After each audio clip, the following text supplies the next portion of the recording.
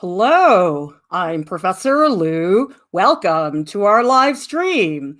Today, I'm going to be critiquing two artist Instagrams by Vishaka Rai and Sarah Joseph.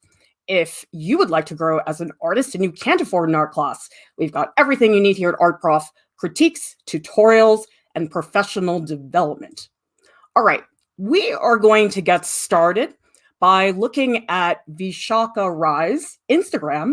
So before we take a look at the posts, I just want to tell you guys a little bit about Vishaka, who, by the way, is here live with us in the chat. So if you guys are here, say hello to Vishaka. And Vishaka says in their statement, which, by the way, it's in the YouTube video description below. They say, I'm a mom and an artist. I started making sketches 2 years back, paintings just a year back. And Vishaka works in graphite, acrylic, landscapes, animals, and some still life. And Vishaka says, I'm just trying to understand all the techniques and color schemes to be able to create art, and that they had the idea to start selling my work. Earning is an important issue for me. And Vishaka asks, should I just stick with traditional painting, try to sell those? Or should I learn digital painting to become an illustrator? The thing about illustration is I feel I lack that bit of imagination, creating a narrative I can replicate, but I can't in true sense create new work. In my mind, I'm not able to decide what is my field, what is my path in art. All right, cool. So let's just start at the top of the Instagram. And the way that I try to approach these critiques is I just pretend that I know nothing about the artist, and I'm basically doing what's called usability testing. If you guys have never heard this term before, this is where somebody looks at your site and they say out loud to you as they travel through the site what they're thinking in their minds. And it's very, very helpful. It gives you just such a different view of the work. Okay, so when I look at an Instagram, I always begin at the top, and I would say your Instagram handle, Vishaka Art, is great. Short, easy, not difficult to remember, so great job there. And obviously you have your real name here, which is very simple. Right here it says artist, and that's fine. I don't know that you need to write self-taught artist, though. I think that feels a little bit redundant. You've already told us that you're an artist. I think what's more important is to get specific about what type of artist you are. For example, in your statement, you talk about how you do still life, you do animals, but there's no mention of that in the profile. Some people like to write where they're from.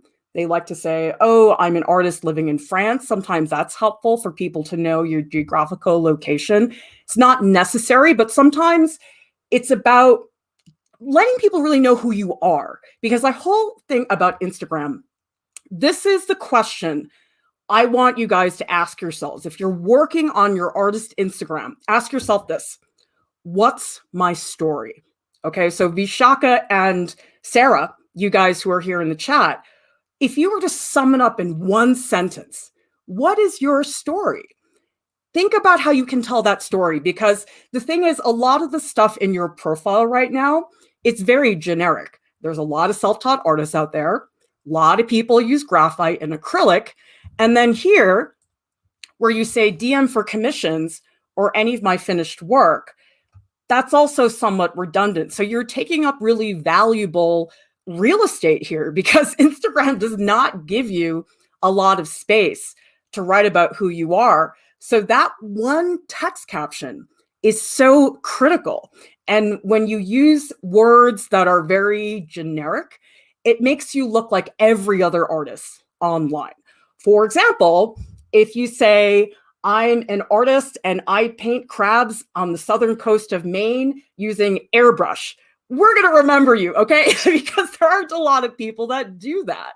So what I would say, Vishaka, think about what is it that you do that will make you be a lot more distinguished, because everybody uses acrylic, everybody uses graphite. How are you going to make yourself really stand out in that sense? Okay, profile image, people have very different ideas about what you should have for their profile image. And my stance is not correct. It's just my personal impression. I tend to like to see a face. Sometimes I feel that if it's just a picture of the artwork, it's just repeating what the Instagram already has. Part of me wants to know that there's a person behind that artwork.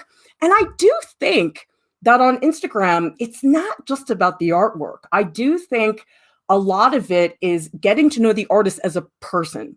Tell me in the chat, when you guys follow an artist on Instagram, do you care about who they are as a person? Or do you only care about the artwork? Or do you need to have both? Because there's so many different ways to go about doing this. My feeling is that when you just show the work and you don't show much about you as a person, it does tend to come across as a little bit more aloof. And so when you can give people little clues about who you are as a person, that is very, very helpful because it really distinguishes you from everybody else. Now, how much you decide to divulge about yourself as a person, that's totally up to you. I mean, people have very different degrees of comfort when it comes to personal information. But I think if you can curate what you put out there, it will make the Instagram just feel a little bit more friendly. So it's not just about the artwork. Okay, well, a lot of people here are saying both. S. Bishop, Leslie R.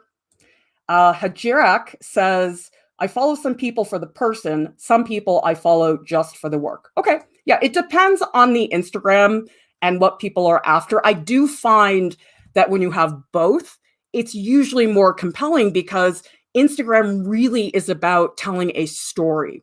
It's a very linear progression because a lot of people, they don't navigate Instagram, they do a website. Like a website, you really jump around. Instagram, you're getting a little bit every day. If you find somebody new, yeah, you might go back and look at the archives, but it pretty much is people just every day getting a little bit of something. Neil is asking, do we need to have an art style before starting an Instagram? What if I still don't know what I want to do in my life? Is, quote, living in constant existential dread a good thing to put in my profile? You see, Neil, I would remember that, though. You know, like, I think it just really depends on why you're doing Instagram. What are you using it for? People use it for such different reasons. And from what I'm reading in Vishaka's statement, that they want to sell their work, they want to earn some income from that, but they're also trying to work out stylistically, okay, am I a traditional painter? Do I want to do digital painting? So it seems like, Vishaka, you do have a particular goal, but you're still working out exactly the details for how to go about doing that. And you know something, though? I do think people like seeing that journey. Tell me in the chat, do you guys like watching an artist grow? Because actually, we have some really bad, like cringy old videos that we made at Art Prof. Oh my God, they're so painful to watch. But I've kept some of them on the channel. A lot of them are unlisted. And people tell me that they find the older videos hilarious and funny to watch because they see how much things have changed for us in terms of our presentation. Even the way I talk is really weird. And so I'm not so sure, you guys, it's so bad for people to watch you grow and develop as an artist. I don't always think that's such a bad thing. I think people think about it that way, but I think it makes you more human. It makes you more accessible as an artist, for sure. Anonin says, I'm more likely to follow an artist if they have a carefully curated collection of images on their page that work together as a whole. And Seven Angelic says, I would only be turned off someone if they're a terrible person. Well, there are some people who are pretty good at holding up that personality online. It really, really depends. Dara says, I like seeing progression because it detracts from the feeling of artists needing to be perfect from the start. And Amanda says, if an artist isn't growing, it looks as if they're manufacturing a product rather than making art. And Fab Geek says, I love watching an artist's journey. It can offer interesting insights to what they've experienced. Absolutely. So I agree with that. I really love that part of it. Okay, so Vishaka, let's look at your Instagram highlights. And I was looking at some of these earlier, so let me click back to the beginning. And I guess what I'm seeing, Vishaka, with the highlights is that they're not that different than what you have in your posts. And again, everybody has a different feeling about this. But the way I approach Instagram stories is they're usually way more casual. They're for your like hardcore fans. They're the people that really like you. Because the thing about an Instagram highlight, you don't see it unless you as a user actively tap on it. Like if you put in a post, it shows up in your feed. And so you're going to see it no matter what. Granted, you might be going by really quickly. But my feeling looking at the animals highlight is that I'm not having a different experience. And I do think people think about Instagram highlights as a different type of space. I think it's a place to be a lot more casual about things. I think it's a place where you can dump stuff that's messier, that's uglier than what you typically do in the post. I mean, some people tell me that they like the Instagram highlights more on people's accounts than the curated Instagram posts. So I think I would shake it up with your Instagram stories, like really show us what's happening behind the scenes. I think a lot of people, this is my theory, tell me in the chat if you guys agree. I think people really like to see the mess. I think people really like to see the shavings on the floor from your pencil. I think they like to see a big stack of drawings. And the thing is, the Instagram highlights, if they're just repeating what I'm already seeing in the posts, it gives me the message that, oh, you don't really have to tap on these because you'll see that in the feed anyway. So what I'd recommend in terms of Instagram in general, just try not to be repetitive. People don't like to go to a new place and discover, oh, well, I already see this in this place. I guess I don't have to bother tapping on these. You want to give them a new kind of experience. I think that's very helpful. All right, let's go through and look at some of the posts. So looks like we've got a digital piece, first try on an iPad. Wow, that looks great. Really nice job on the lighting, Vishaka. You did a great job showing the bone structure. And I love the liveliness of the background. And another thing I noticed too, Vishaka, is that if I scroll through, you have mostly monochromatic work, although I guess it changes depending on where I am, because here it's mostly monochrome. Okay, and then we do get a lot of color in the middle, because I was going to say the digital painting, the most recent one, really stands out because it's just so bold. And here's the issue, you guys, is if you have black and white artwork, it just can't compete with color work when they're side by side. So I'm not saying don't do that, but just be aware of that sequencing. And so you may want to switch it up a little bit more as far as the sequence of posting. So for example, if you have 7 posts in a row and they're all black and white pencil drawings, and then all of a sudden we have this like really bright, beautiful, boldly colored digital painting, then it's like by comparison, the graphite drawings feel a little bit repetitive. And so you have to think about the sequence of posting as well, because I think people do think about that. I think about, okay, what is this artist post? Do I always see the same thing from them? Is it something different every time? I think people want something different because it does get repetitive. It's like, okay, there's that artist again, posting another digital painting of a dog, whatever it is that they're painting. I would think about that. Now, going back to the text caption, okay? Now, people have, again, very different ideas about this, okay?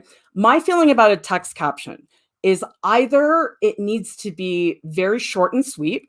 If you're not a very good writer, that's probably a better way to go. But it should be something that adds to the image. It should say something that I can't get from looking at the image. So in this case, in the caption, Vishaka, you're saying first try on an iPad. That's great, because now I'm looking at this differently. I'm going, wow, that's Vishaka's first time digital painting on an iPad. I'm looking at this image very differently. So that's a great thing that you pointed out. But I think what would be important to do, though, is you have to contextualize it for people. Because remember, pretend I've never followed your account before, I've never seen your previous posts. Maybe write a little something about what that first time experience was. Did you enjoy it? Was it challenging? Maybe just a little something about that, because again, people want that story, which I think is important. And we have a comment from Vishaka who says, I usually jump between graphite pen and acrylic, and paintings are less in number. So how do I arrange them? Well, it's up to you. Some people like to queue up posts. One way, if you want the paintings to be more visible, post more works in progress, because you can have, say, the underpainting done, but you're going to work on it for way longer. But you can do a post or an Instagram story of the underpainting. And you know what, you guys, on Instagram, you don't always have to show art. You can have a post that's just a picture of your palette. People like to see tools. They like to see what is the paint you're using, what are the colors, what are the brushes you're using, what kinds of pencils. So your posts don't always have to have the art in them. Sometimes it can be something else. I think that's pretty important. Let's see. Damini says, I feel TikTok and Reels are better than Instagram posts because we can see the process of the drawing and how much they actually put in their efforts. Well, the thing about TikTok, you guys, that's another galaxy. So I would say it's hard to compare the two, because it's almost like you're comparing apples and oranges. And really, the way I think about it, it's almost like Instagram is speaking French, TikTok is speaking Russian. Like, you can say the same thing, but the delivery is very, very different. And that's the important thing to think about when you guys are working across platforms, that sometimes a literal translation doesn't work very well because of the platform. So Vishaka says, I need to get into the habit of getting more pics for Instagram. So this is what I would recommend you guys. Have just a huge stock of photos whenever you stop to take images. So for example, if I'm working on a piece, let's say I'm working on this pen sketch that we're looking at here by Vishaka, okay? I might take a picture that is zoomed out with my hand on the sketchbook so people can get a sense of scale. That's very important on Instagram. I think if I don't know how big this is, it does make it harder for me to relate to. Like, if this is a 2-inch, like tiny sketchbook, I will look at this very differently than if it's a sketchbook that's 10 inches tall. And if I go through the carousel, we have a whole bunch of sketchbook pages.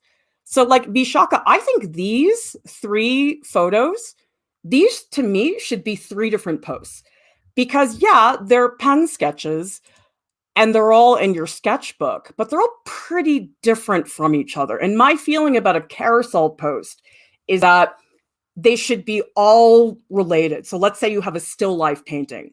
Maybe in the carousel, you have a photo of the still life you're painting, you have a picture of your palette, you have a picture of the underpainting, you have a picture of it halfway through, you have close-ups. So it does tend to feel more cohesive, because Vishaka, actually in this post of the 3 images, I love the sketch of the dog. This is fabulous. Tell me in the chat, you guys, we have these 3 images, okay? We have these figures, we have the dog, and we have the architecture. Out of the 3, which of those 3 images do you guys like the best? Like, I am so pulled in by the dog. It has so much personality. I love the cross hatching. Your pen work is a lot more assertive. And so I'm really attracted to this one. All right, let's go down and take a look at more of the paintings. So let's talk about your photography, because what I'm seeing with your photography is that it's not blatantly finished artwork photography, but it's also not blatantly work in progress photography. And here's what I mean by that, okay? Now, in this photo, let me make this a little bit smaller. You guys see how you see a little bit of this beige up here at the top? And then down here, there's like a little bit of the floor at the bottom. See, to me, that gets in the way of me really appreciating the or a photo like that, I would just crop it. Like just don't include any of that stuff in the background. When I go in and I look at, say, this one, now this one's sort of work in progress, but the cropping's really awkward because we see like a little bit of your finger down here. We see part of the pen, but the thing is we don't see the tip of, and is actually the most important part of the material. Like if I don't know what a micron pen looks like, I'm not really going to know what this tool is. So the issue with this photo to me is that it's clearly a work in progress photo, but you zoom in, I can't really see your tools or your hand. Like I actually love seeing people's, tell me in the chat, I just like seeing people's hands.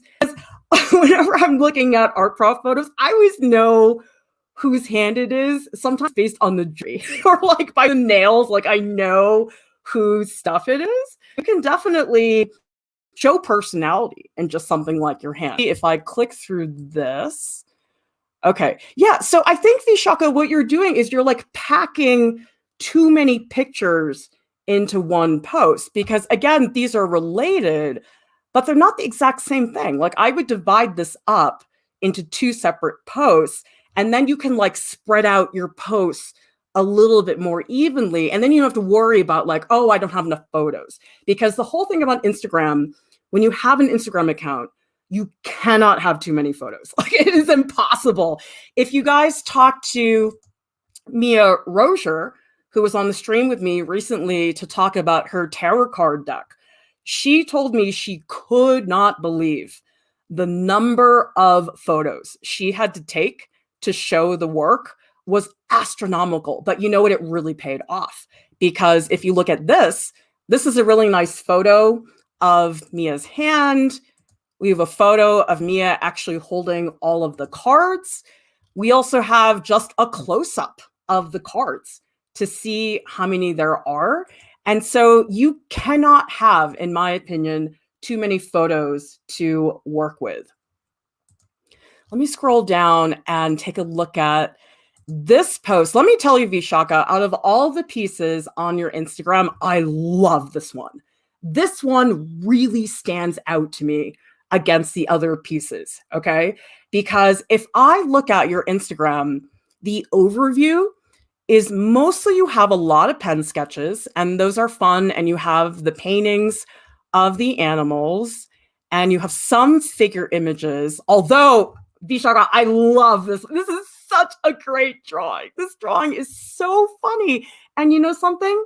The text caption is wonderful. Listen to this. It says, everyone has that one uncle whose stomach works more than just a digestive system, mostly as a table to hold that precious sugary tea that they sip with so much pleasure. Vishaka, this is a wonderful post. Like, you really pulled me in with the story. The drawing is hilarious. Like, if you have more posts like this, I will totally want to read your Instagram. Whereas if you go back up to the top and we look at some of these other ones, this one says, it was a fun drawing. New thing I learned was using my kneaded eraser for the light effect on his face and body. Okay, that's probably fun for artists because we're big dorks. But for somebody who's not an artist, they may not be as into that story. But when I read about your uncle, oh man, like I want you to do a whole series on this uncle. He's just hilarious. Tell me in the chat as you guys are looking at Vishaka's Instagram, do you guys have any favorites? So far, I really like the uncle. And let me go back to this one. There's a couple things that stick out to me. Okay, for one thing, it's a really nice, clean photo. Okay, like this is a finished artwork photo. It's on a clean wall. Things are lined up. And it's so different in terms of format because it's a triptych. It's 3 paintings that come together, and it just feels more ambitious. Because yes, it's nice to see those quick sketches, but I would say right now the balance in your Instagram, it's largely dominated by those pen sketches. And this is beautiful. I mean, here you say, tried a different kind of painting, which has been on my mind for so long, all happened thanks to art prof, of course. I just love it. You guys make me such a proud art mom. But this piece to me, it's spontaneous, it's loose, and it's actually, I think, one of the few abstract images because on the rest of your Instagram, most of it is recognizable. So I would just love to see you pursue that more because you've got a lot of variety, which is great. But I think what I'm trying to do here is to recognize, okay, where's the potential? Like you've got so much to choose from, which is a great quote problem to have, Vishaka. And those are the pieces that really stand out to me. So what I would try to do is try to cut back on the number of sketches. So for example, like this is one that Vishaka did from the linear perspective draw along, and it's awesome. You did such a great job with this. I mean, you nailed that perspective. But the thing is, as a post, I don't think this is as strong as a post. Like, I think this would be great as an Instagram story. So this is like a highlight that says like, hey, I'm learning about linear perspective. I'm practicing. But I think it's not as strong as a post because it's not as engaging as what's going on in some of the other areas. So Vishaka is saying, I'm scared to do abstract. Well, if you're scared of it, Vishaka, I think that means you should do it. I mean, that's always my signal as an artist. If I have a thought and I think, oh, that sounds really scary and hard, I just do it. Because you know what? Then if it doesn't work out, you just stop doing it. That's all it is. And I'll tell you, I think that there's really something here in this post. And this post as well, where you're putting some of the lines in here for the Art Dare page. I mean, this is really fun. All these different textures that you're showing. This is also a really nice photo, Vishaka, because I can see the texture of the paper. I can feel the tactility of the paint.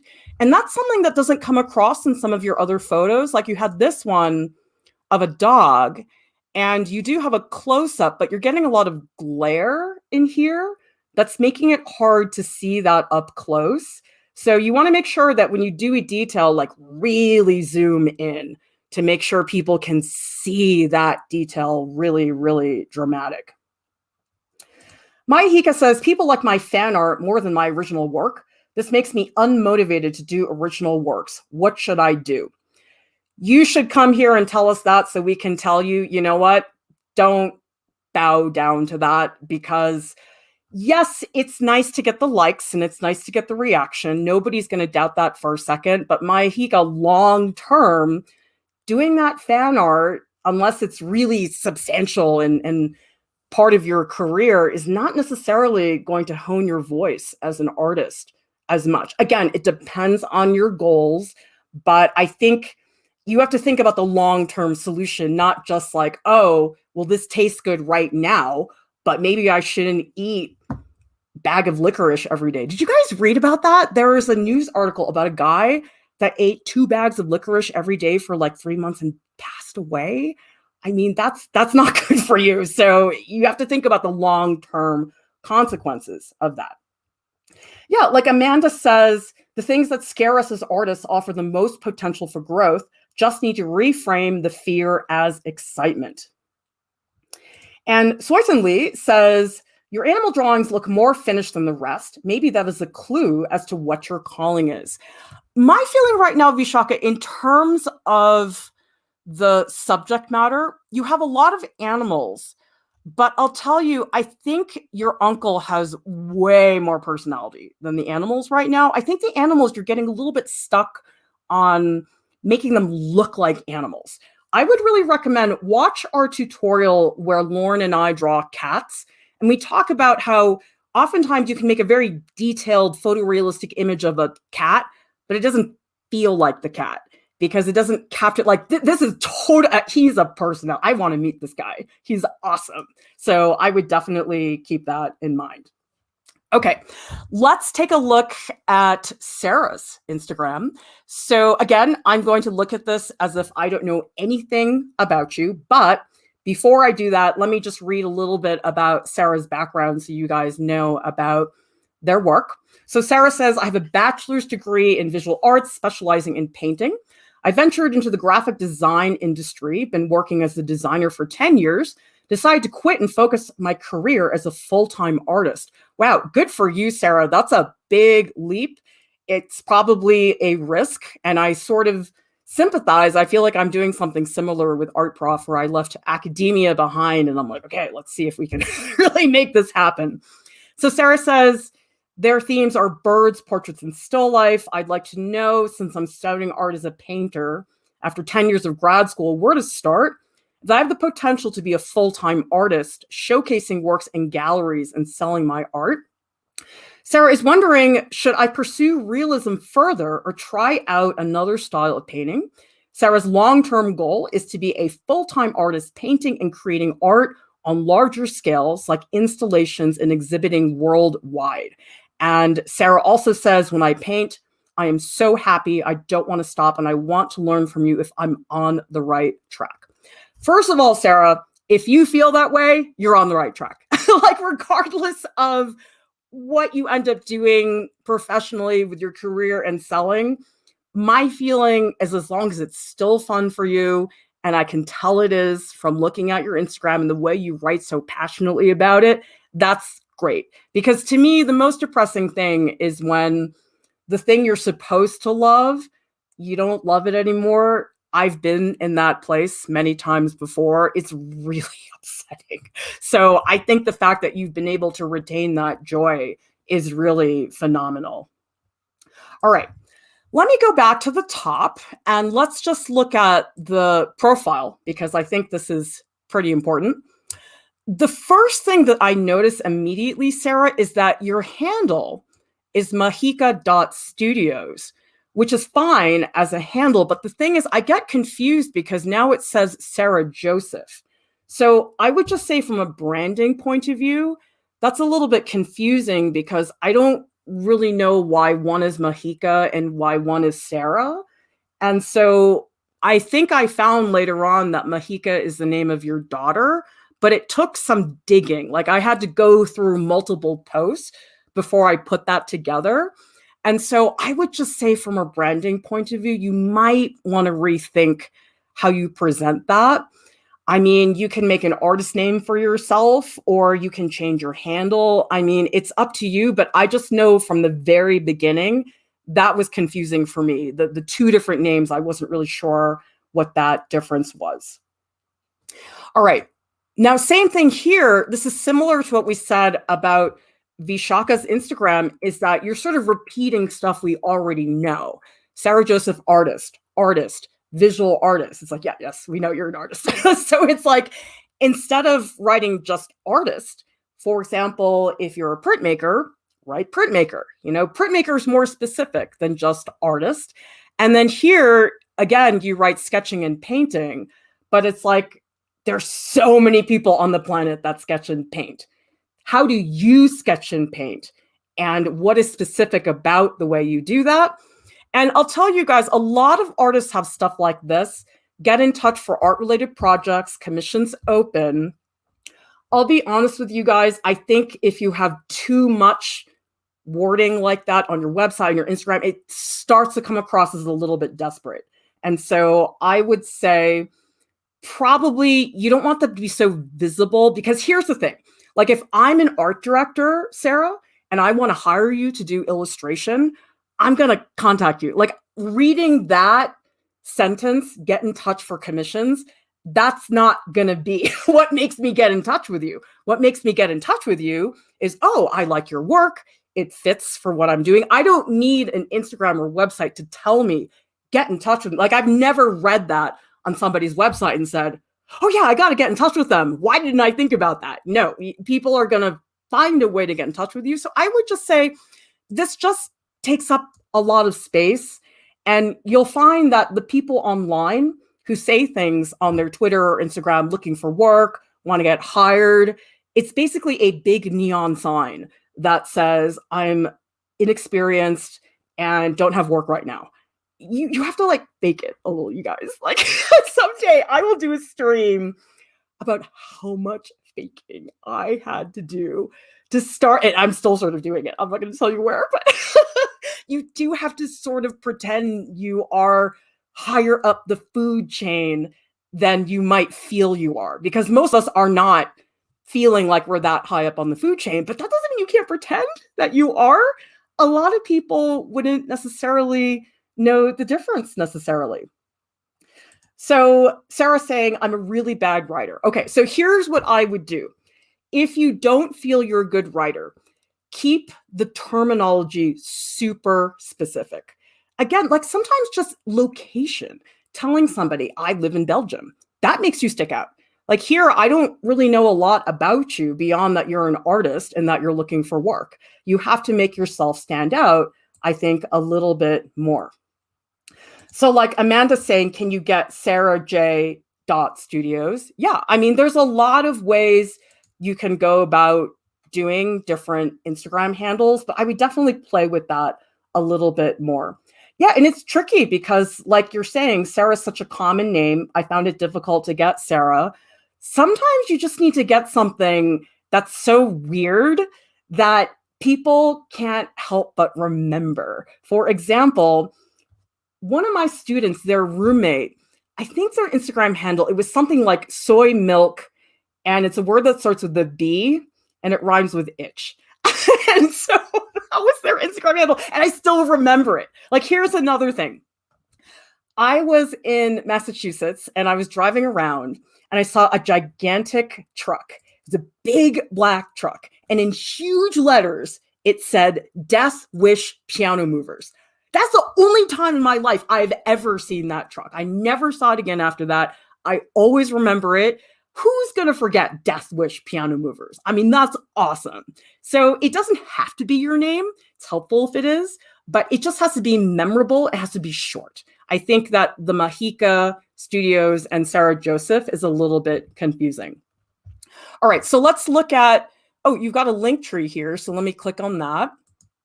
Okay, so you have a lot of stuff here. I'm just going to click through it really fast because obviously all of these things probably need their own stream to talk about. I would say on your link tree, unless you're super active on all of these platforms, I would not link it because your YouTube channel, the last post is from a year ago. And so it's actually worse to have things linked when they're not active than to not have them at all. So I would unlink that. Okay, so this is your website, and this is good. You definitely want to have your website here. And then this is Society 6, although, why do they have this stupid ad? Oh, here we go. Okay, so this is Society 6. Now, see, Sarah, this confuses me because this almost looks like a site by a different artist, because when I look at your Instagram, I don't see anything that looks like this. Like, these are all textile designs. So I guess you want to ask yourself, like, how much do you want to combine all of these things? Because looking at this site actually confuses me. Like, I don't even feel like it's the same person. So I would think about that. Oh, and you have another Instagram, Surface Pattern Designer. Okay. Wow, you're doing a lot. Okay, so this Instagram and the Society 6, those look related to me. I guess I'm wondering, like, do you need these two worlds to be together? Because they may be better totally separately. Like, just because you have this other Instagram, it doesn't mean that you need to link it to the other one, because sometimes it's not helpful. Sometimes people look at it and they just end up getting like super confused about what's going on. And then Instagram art page, what's this? Oh, why is your Instagram linked again in the link tree? Okay, this you can get rid of. See where it says Instagram art? Because I just came from that site. So there's no reason for me to have to go there. Okay. So let's go down and let's look at your Instagram highlights. Oh, cool. Okay, so these are all highlights where you're showing us where your work has been featured. Okay. I think what I would be careful about is too much just like blatant self-promotion, because I think people don't usually like to look at Instagram if they feel like people are always throwing listings at them, like buy this, buy that. I think there's sneakier ways to go about doing it, because there's that like Raj Shas cartoon. You guys should look it up. It's this cartoon called blogs or like the internet. And it's like these artists standing there like, buy my paintings, buy my books. And like that's sort of what a lot of us end up doing because we don't really know how else to do it. But there's ways to sneak in a little bit more of a personal narrative. So here on Society 6, instead of like just showing us the shop and the listings, like maybe show us something about the process. Like, don't make us feel like we're watching a commercial. Like, I want to know more about you as a person. Like, I think that personal connection is a lot more important. So this is fun. I love this. This is cool because I'm getting to see you, and this is way more casual. And this one is also really fun. I like being able to see some of your painting technique. The film is pretty good. Yeah, like this is beautiful. I love this. Like this I'm way more into than just like the listings of like this is $23.99. Like that's not as fun, I think, to look at. Rose says, what about having both worlds of art and personal together on an Instagram? That's a very personal decision. It really depends on what you are comfortable with. I think it depends on what you want to put out there. And what I would recommend to you guys, no matter what you decide on it and then stay consistent, because it gets very awkward if you decide, oh, I'm going to be a total pro, not show anything personal. And then you do a total 360 and then you're posting pictures of the baby, and it makes people feel really weird because it's like, whoa, I'm not used to seeing that from somebody. Or it's also awkward if somebody is very personal and then all of a sudden they stop doing it. So I think the most important thing, whatever you choose to do, just be consistent with it. So that way people aren't really thrown off from that. Let's see. Mahika says, full-time graphic designer. Suddenly, when I decided to quit, go for being an artist, I couldn't let go of that graphic world and opened another page. Okay, so I would just decide, Sarah, is it okay to let that go to push the sketching and the painting? Because for me, going to the Linktree and looking at all your design work, it was a little bit of a distraction. Because here's the thing, like just because you have it, it doesn't mean you have to always show it necessarily. Like one of the things that we've talked about here is, listen, if you want to be a freelance illustrator, okay, and you can do paintings of squirrels, but you hate painting squirrels, don't put them in your portfolio, because if people see a squirrel in your portfolio, they'll say, oh, Sarah paints squirrels. I'm going to hire Sarah to paint squirrels.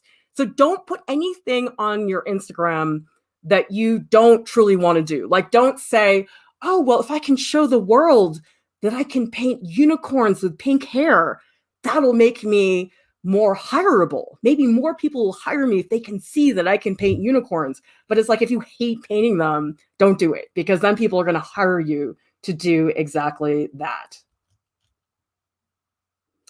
Okay, so Sarah says, now I'm completely focused on painting. I plan to delete that page. You don't have to delete it. I just wouldn't link it in the link tree, because I think the fact that I got there somehow, I think people do tap on those URLs in Instagram, I think is pretty important. Yeah, like Starving Artist here says, yeah, I never follow any account that just sells to me. Look for behind the scenes accounts. If I want to, I'll find the product. Yep, that's exactly it, you guys. Telling somebody to buy something isn't what makes them buy it. Like, what makes them want to buy it is they go, oh my God, I love that. If you love it, you will click through the links to get there, assuming that the artist has made it possible for you to do that. But us telling people, you can buy this, this is for, that does not convince people. That's not really the breaking point for a lot of people in terms of whether to sell. All right, now Elizabeth is asking, how do the hashtags help you?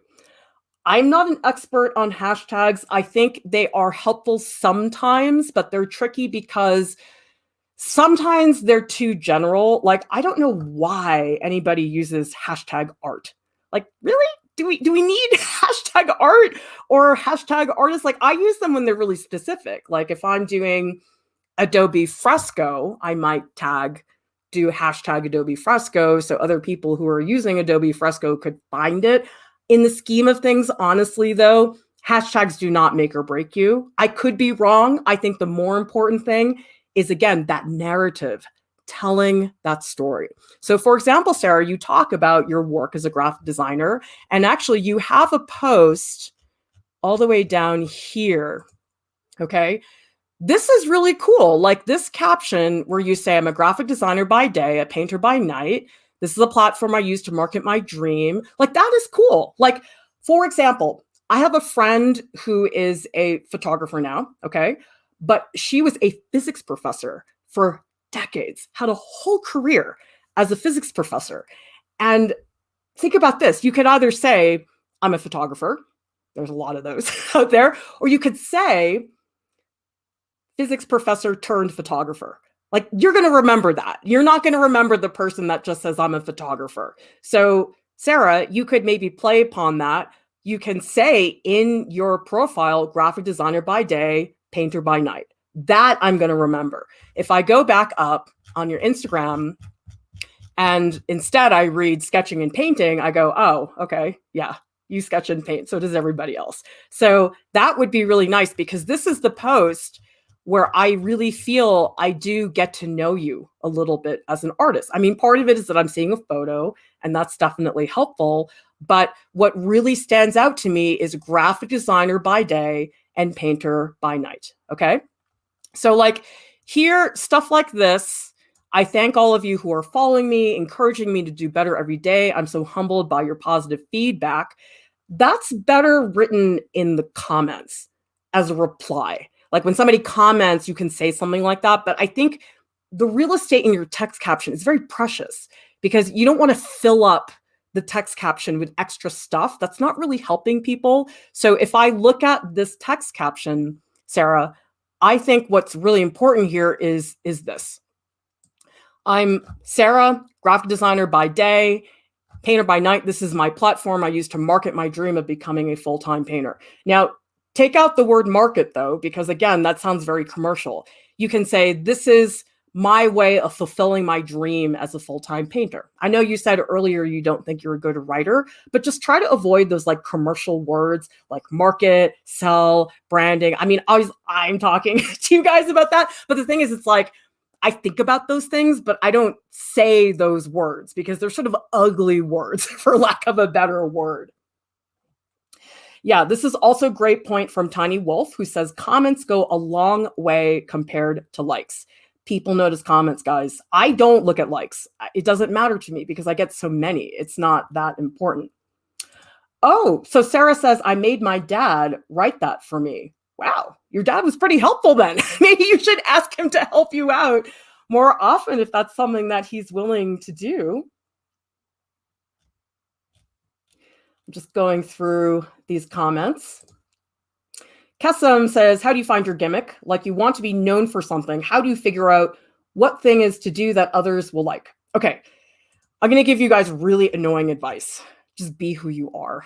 Don't try to say, oh, what can I do that's popular? What can I do that people like? Once you guys get that mindset, you're not really being who you are, okay? For example, think about just the things that you do that maybe you think are normal and fine, but that other people maybe think is unusual, something that people will remember. Like, guys, I was thinking about Hugh Jackman's legs half an hour before the stream.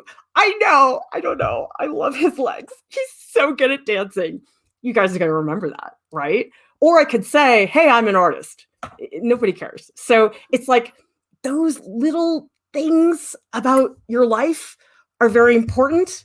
And I think just learning to recognize that, like, wow, what's not that maybe fascinating to me is actually kind of cool for the rest of the world to know. And that's where you have to think about, okay, well, what can I share about myself that I'm comfortable? I don't mind you guys knowing that I was thinking about Hugh Jackman's legs. That's fine.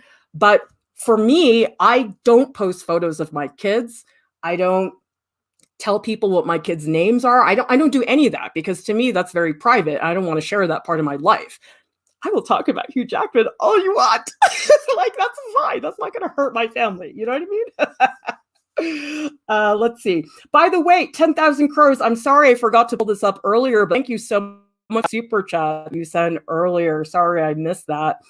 And Prof. Lou talking about just made my life. Oh, you guys, there's this one in The Greatest Showman where he runs up these. Oh, what is it about his legs? They're so elegant. Anyway, getting back. Graham, let me go back to some of the artwork posts. So if I scroll through the Instagram, let me go all the way back up to the top. Let me talk about which posts I think stand out. Because paintings, and I do texture of the paintings. Oh, loves one. One is so great, Sarah. Mission. It came at a time when I was getting into a phase of being clueless, wondering where to start. And so your friend asked me to paint this piece for her fiance, Ishan, as a gift for his birthday. So overwhelmed. I love this painting, this piece. I learned a set of new words in a whole new world of gaming. I loved giving life to his pets. I was apprehensive about gaming consoles. This is the first time, but it turned out well and I enjoyed it. Guys, I love the painting. It's awesome.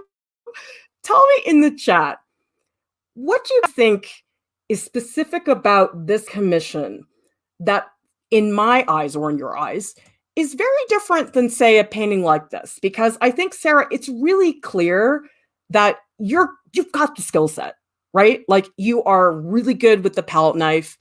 You have lovely, vibrant colors. And I do like these where we can see your hand in the image.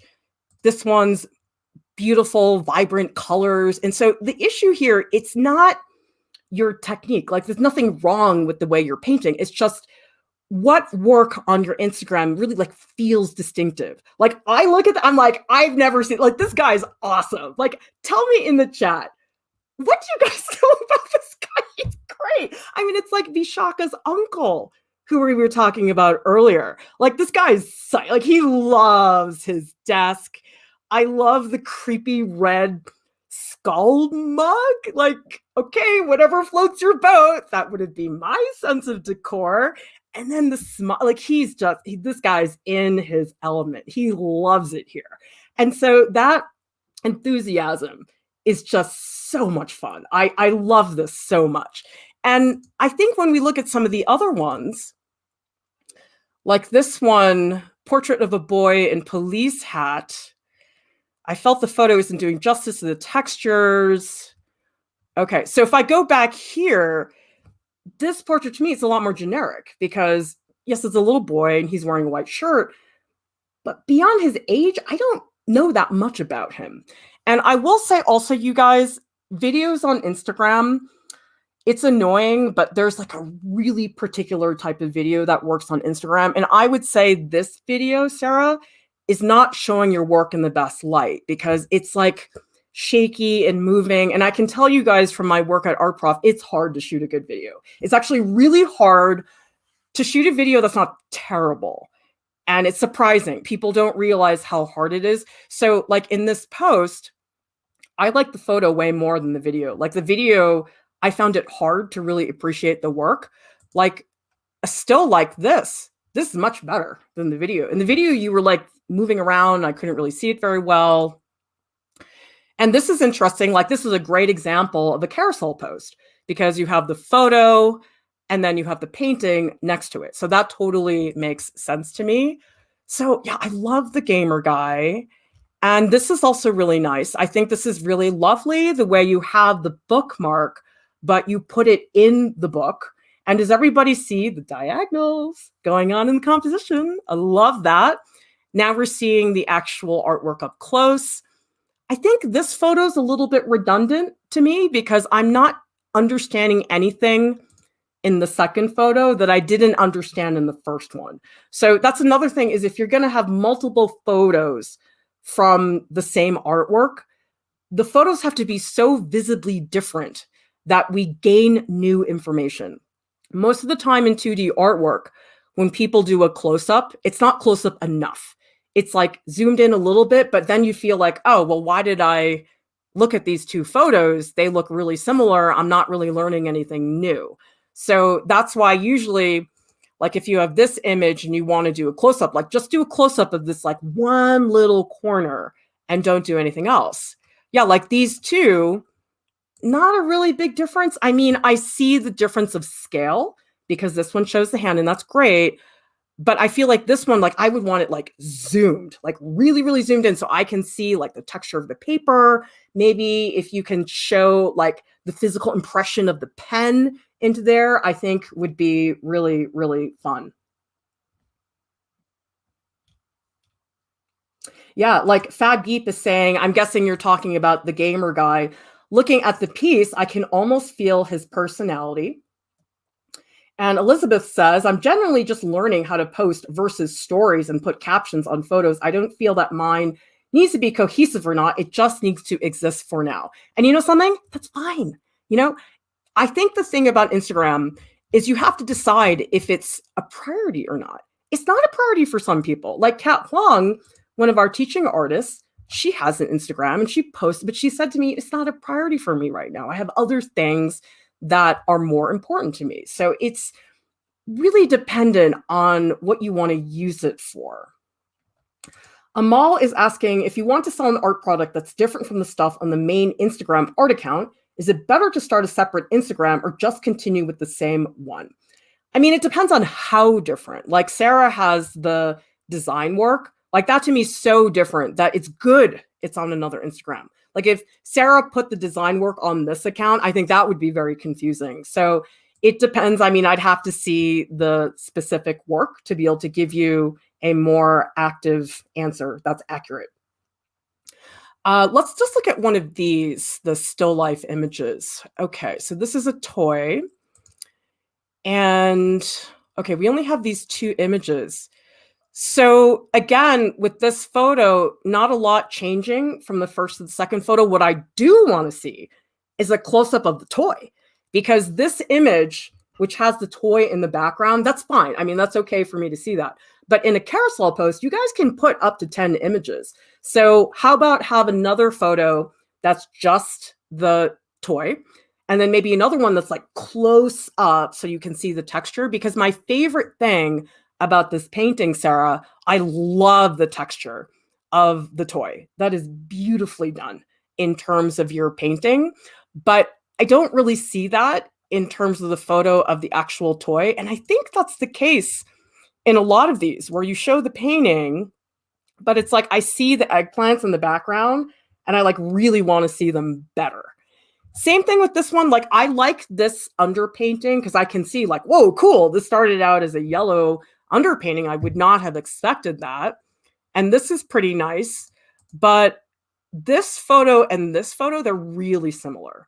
So I just would make sure that the contrast is a lot more dramatic.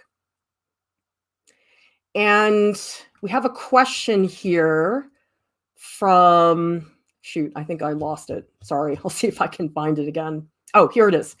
My Hika says, should I make a separate account since I work both digital and traditional? Not necessarily. I mean, unless the work is like super unrelated, you can totally do both traditional and digital on the same Instagram. It really depends.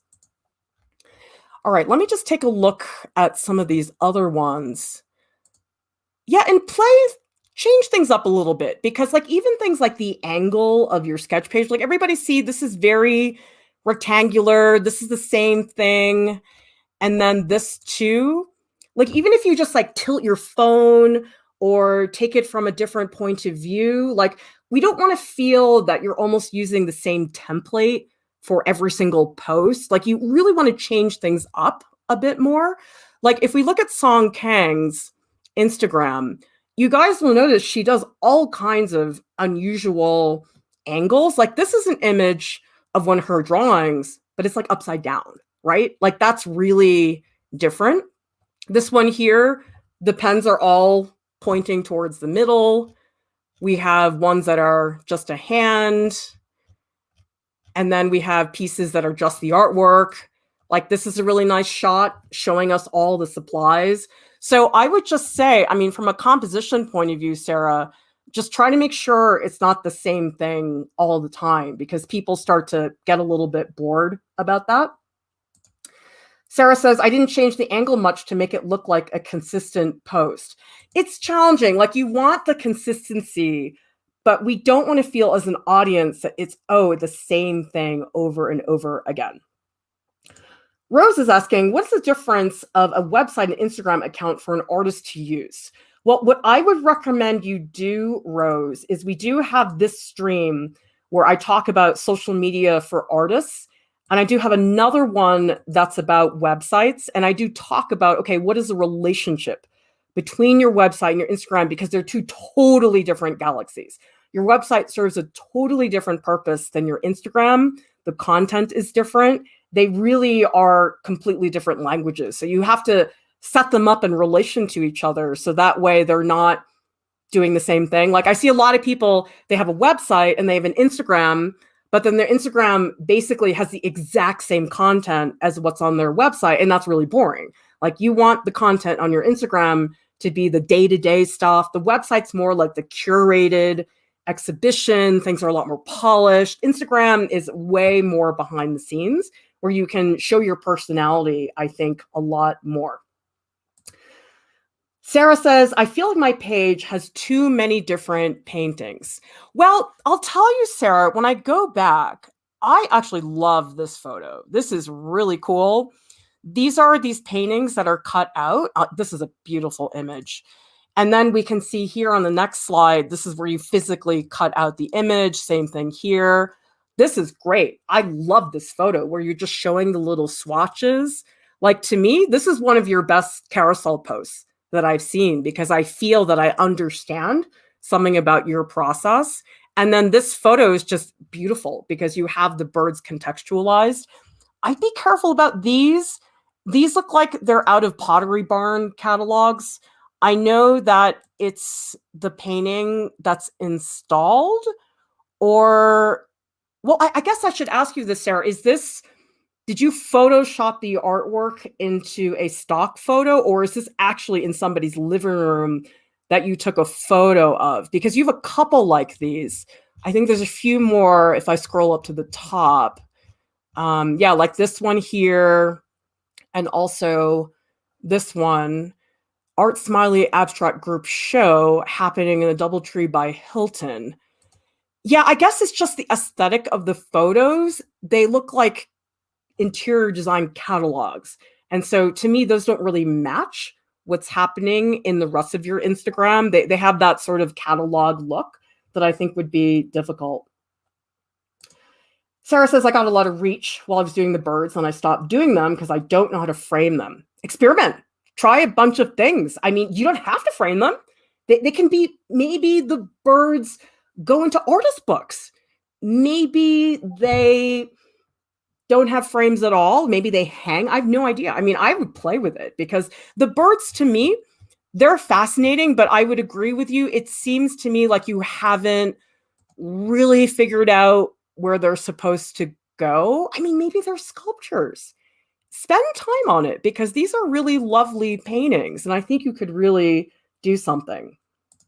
Oh, okay. So Sarah says that the images of the artwork that are in the interior spaces were Photoshopped. I wouldn't do that. I think unless the artwork is literally in somebody's living room, you're there, you take the photo, don't do that, because usually it tends to really get in the way. All right, guys, I'm going to be hanging out in the Art Prof Discord. Actually, I'm not going to be in Art Alongs. I'm going to be in post live streams. Sorry about that. That's an incorrection. That's a mistake in the banner. Subscribe to the Art Prof YouTube channel so you can continue to grow and develop as an artist.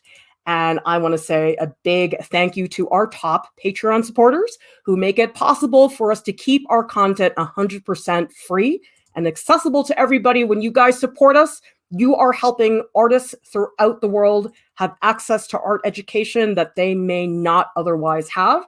And I want to say a big thank you to Sarah and also Vishaka for sharing their work with us. Everybody, thank you so much for watching. I'll see you next time. Bye.